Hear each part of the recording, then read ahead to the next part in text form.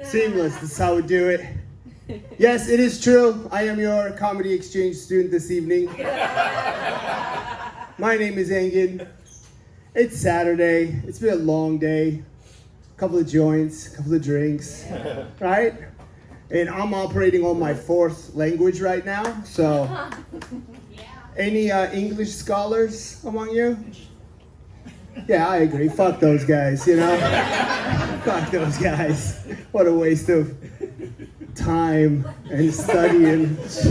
Hey, here's the reason why. I went to school in this country, and I went to college. I'm doing my college exam. It was a written exam. It was an essay-style exam, and I just realized that I don't know how to spell the past tense of the verb to read. So I'm sitting in the far back seat looking at the paper going, how do you spell red? I know how to spell read, but I don't know, is it red like the color, R-E-D? I don't think so. That doesn't sound academic. So I walked all the way to the front to the TA, and I said, excuse me, how do you spell red? She looked at me and said, same. I'm like, what do you mean same? Well, you write read, you read red. I said, how the hell did you guys learn how to speak English? And she said, sometimes you just gotta believe. Academia and I have not been good friends over the years, even though I may sound smart because I speak 4 languages, but like German, I'm very nice.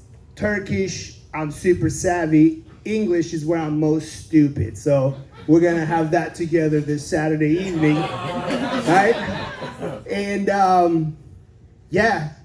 you know, your education shapes your parenting. Now I'm teaching my 7-year-old how to read. We're at the letter of C. So sometimes it's S, sometimes it's K. If it's next to an H, it's a Ch. And then my 7-year-old is looking at me going, Daddy, what are you talking about? I look at her, I'm like, baby, sometimes you just gotta believe. Sometimes you just got to believe. Yeah, English language is very difficult. And now you're experiencing the pinnacle of my English skills, because 20 years ago, when I first moved to this country, I sat at couples therapy without understanding half of what was going on. And there I lost my faith in therapy as well. And I've been to like several couple therapies for several different coupling situations. You know what I mean? And I once did couples therapy simultaneously while I was doing personal therapy, trying to do checks and balances. At the couples therapy, I was told I'm a narcissist. At my personal therapy, the guy was telling me how smart I was, how I can achieve anything I want to, and I should look back on my achievements and feel good about myself. And maybe it was okay for that baby to be raised in a split household. So there goes the faith in therapy as well. Yeah, being an immigrant in this country, in any country, I think it's difficult. For example, you got to get used to phrasing of things, the way people explain stuff, because phrasing has no fat in it. You just say a couple of words together, it means everything. Like my first boss has described my performance at work with, you pay peanuts, you get monkeys. Don't feel sorry for me. Look at me go right now. You know? But at the time, that described everything. My work output was shit. Absolutely shit. And then ever since, I'm like hooked on phrases, phrasing, how things are said. At another show, at another location, I was doing sound, and a female comic was on the stage, and she described herself as flat-chested as a Japanese schoolboy. I took my headphones down, like, what did she say? Can she say that? Is that Asian hate? What's going on? So I ran home. My girlfriend is a native English speaker. I always check with her. And sometimes I fumble my English. She corrects it. And I said, babe, I heard this phrasing. She described herself as flat-chested as a Japanese schoolboy. Is that a thing? Have you ever heard this before? She goes, yeah, I've heard that. So now I'm like fascinated by this thing. Where is this coming from? Where is it going? I'm asking a bunch of questions. Earlier it was described, yeah, Asian, probably due to lack of hair, because she's a chick, right? Groovy. But then,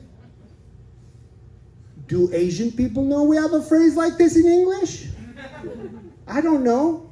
Why Asia? Why are we outsourcing this description? And then I thought to myself, maybe, why not an American?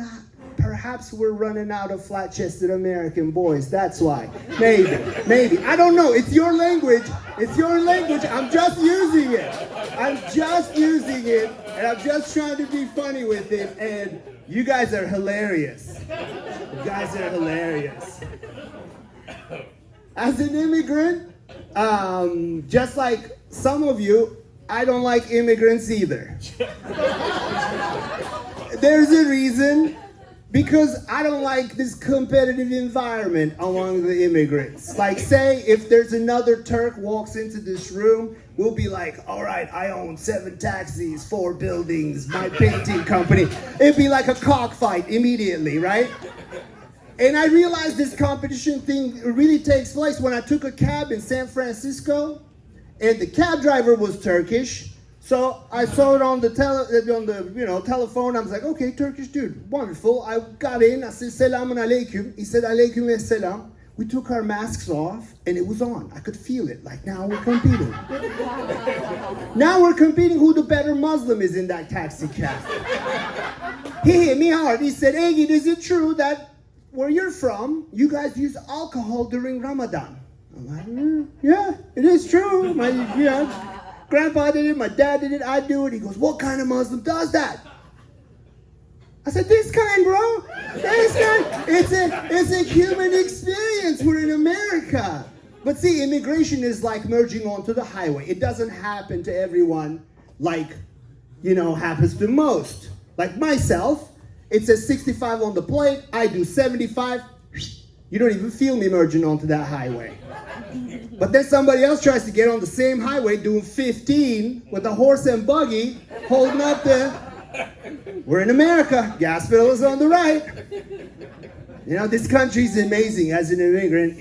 Like one of my top 5 reasons why America is one of my favorite countries is that you can, for example, you can buy a jacket, wear it for 17 months, and return it to the vendor for a full refund. Nowhere else you can get that done. In Turkey, they're like, get the fuck out of here. It smells like cigarettes. You're out of your mind. Over here, if you bitch, you complain long enough, it's sorted. They might even give you more money and a brand new jacket on top of it. So just so you shut up. Any retail workers? You know the feeling. Yeah, right? Being an immigrant, for example, gimmicky immigrants. That's another set of immigrants I don't enjoy. You know what I'm talking about? Gimmicky immigrants. All right, I'm going to draw you guys this mental image. Picture a lady. Give her a hijab. Okay? Now, full face of makeup and then Lululemon tights. I'm from a Muslim country, okay? I know how the drill is. I can see your ass. Like, who are you fooling? With this many things going on as an immigrant, with that comes with immigrant optimism. Like, because I made it, I'm here. I could do whatever I want to do. Look at me, I'm telling you guys a bunch of jokes. And in English, fuck that therapist, And with this optimism, people come to you to solve problems. For example, a lady came up to me and said, I'm from Sebastopol. I said, yep, sometimes that is a problem. What's going on? She said, well, these planets are not aligning with these planets, and it's full moon. My day is going terrible. I said, sit down, lady, sit down. Let me tell you about full moon in Turkey. Full moon is a very romantic thing in Turkey. We write poems and songs about it. A man can only dream about kissing a girl under the moon shadow. She goes, what else? Well, it seems like you're 100% responsible for your own shitty day. Change your fucking attitude. Do some yoga or something. Right? I'll leave you guys with this one.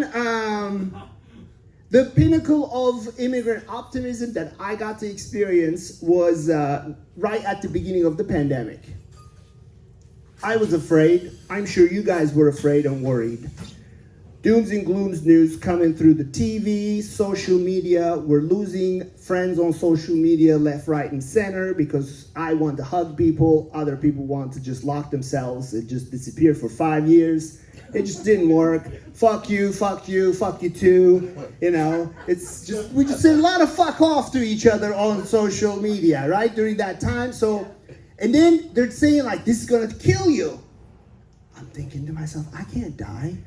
Because I have 2 daughters, I have a partner, I have a business, I'm running a household. So I'm walking back and forth in the backyard, just thinking about these things. My chest started to cave in. I was like, holy shit, ow, that hurts. I was just like, it was so painful. And there's a heart condition in my family. I'm thinking to myself, is this it? Is this how I'm gonna die? The girls were out the house, so if I dropped dead there was no one to help me. So I'm all by myself thinking to myself, is this what's gonna kill me? Right there, right then, the immigrant optimism kicked in.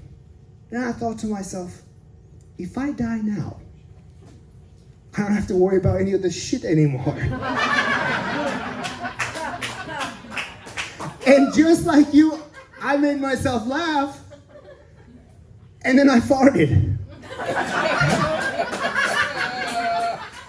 And then my chest pain went away.